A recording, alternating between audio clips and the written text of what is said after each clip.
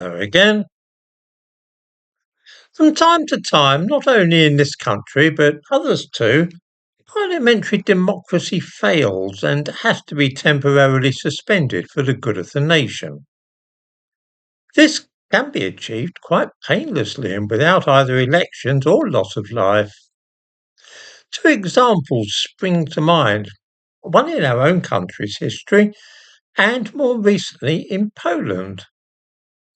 It was in the Polish capital Warsaw that on May the 12th, 1926, Field Marshal Pilsudski marched into Parliament at the head of a column of soldiers and announced to the startled deputies, "I shit on you all.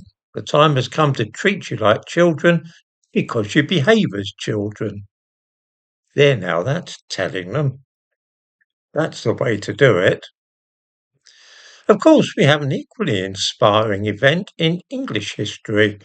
Oliver Cromwell dismissed the so-called Rump Parliament. On April the 20th, 1653, Cromwell entered the House of Commons with a body of troops and had a few harsh words to say to the MPs sitting there. He said, "It is high time for me to put an end to your sitting in this place, which you have dishonoured by your contempt of all virtue and defiled by your practice of every vice." After a few more choice words, he went on, "You're grown intolerably odious to the whole nation. You are deputed here by the people to get grievances redressed, and are yourselves become the greatest grievance." Gosh, I think I know a parliament like that. He ended by telling them, "I command you, therefore, upon the peril of your lives, to depart immediately out of this place. In the name of God, go."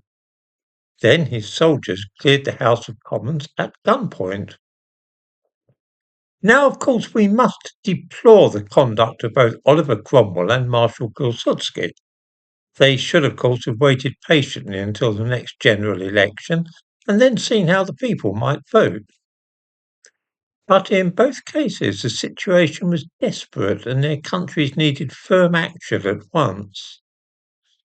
I wonder if there is some public spirited army officer in the country who commands the loyalty of his men and would undertake such a service to the nation today. It is an interesting thought, really, isn't it? Not that I am, of course, advocating such an action, which would be contrary to the law, although we can, of course, wonder idly if such a thing might prove in the long run to be more beneficial to the nation than waiting another 4 wearisome years until the electorate are given the choice to vomit up Starmer and his gang of rascals and ne'er-do-wells.